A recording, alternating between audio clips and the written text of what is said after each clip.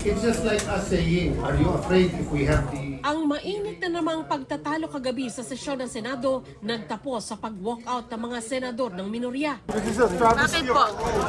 Kasi mali yung gagawin nilang pagboto eh. Ang ikinagalit nila, ang pagpilit daw ng mayorya na talakayin ang mungkahing amyendahan ang rules ng Senado. For the amendments of the rules. Para payagang makalahok ang mga senador kahit wala sila ng pisikal sa sesyon. Sa ngayon, maaari lamang mag-online ang mga senador kung may national emergency o force majeure gaya noong pandemic. Pero sa panukala ni Senador Rodante Marcoleta, gusto niyang palawakin ito at payagan ang pagdalo ng isang senador via teleconference sa anumang makatwirang dahilan. Tinutulan ito ng minority senators. We are several members of the minority here, and only Senator Lacson has spoken. Why are we railroading this process, Mr. President? You're gonna just ram down our throat something that numbers can dictate. We are not able to ask questions as to who they wish, Madam Chair, may I answer? who will benefit from the amendment to the rules. For the Is this kind rule, Mr. information President? of Is the- this rule, Mr. President, for I was Senator about to Bato, who is not recognize here? Senator We would Pangilinan. like to raise these valid questions. Katwiran nila, na-refer na ito sa Committee on Rules at hindi ito basta-basta maibabalik sa plenaryo. Alinsunod sa rules ng Senado, pwedeng amyendahan ng rules sa pamamagitan ng motion.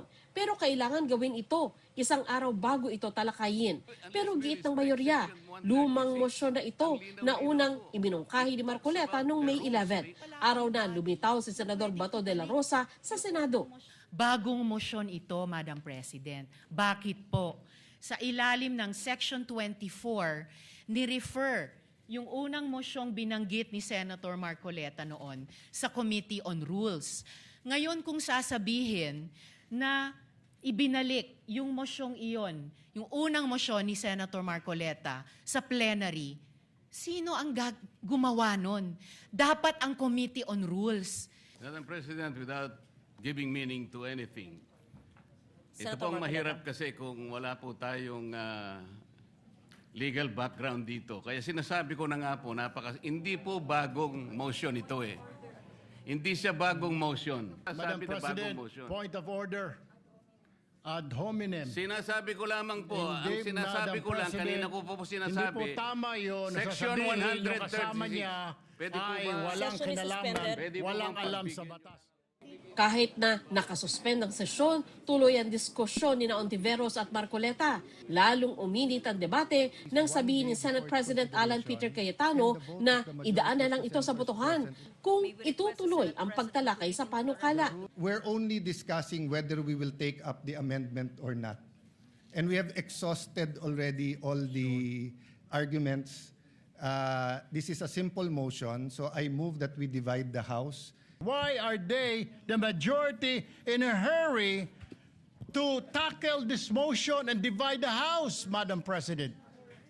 We need answers in the minority. Madam Chair. Or is it because, Madam Chair, they're in a hurry because of news reports that probably two of our colleagues might land in jail this weekend? Is that the reason why? Is that the reason why they have to have this inserted, the Section 41C, para makaboto po kung sino man yung makukulong dahil sa announcement ng ombudsman na may lalabas na po ang warrant ng ilan sa mga kasama natin, Madam President? Chair, the We recognize gentleman Senator- is out of Senate President. order. Kahapon, inanunsyo ng ombudsman na handa ng isampa ang kasong plunder laban kina Senador Jinggoy Estrada at Joel Villanueva. Kaugnay sa maanumalyo o manong flood control projects. Meron ding nakabinbin reklamong plunder sa ombudsman laban kay Marcoleta. Inalmahan nila ang sinabi ni Tulfo. Sigurado ba siya? Meron ba siyang contact sa taas o sa korte? I think that that comment was uncalled for. I don't know why he mentioned that. Hindi ko alam kung bakit how he came up to that conclusion. Pero offensive ba para sa Of course, very offensive. Yun ang kanyang iniisip. Yun ang iniisip niya. Pero yun po ba kaya ba ayaw niya ring madaliin namin? Dahil gusto niyang may makulong. Ganun ba? Because that argument can cut both ways. So, parang Tuwang-tuwa ba siya na mayroong nakulong sa amin na hindi namin magamit yun? Habang nagsasalita pa si Cayetano, nag-aya na si Senador Mig Zubiri sa kanyang mga kasamahan sa minorya. Can be discussed in the actual motion. Can be discussed after the motion whether we should take it up.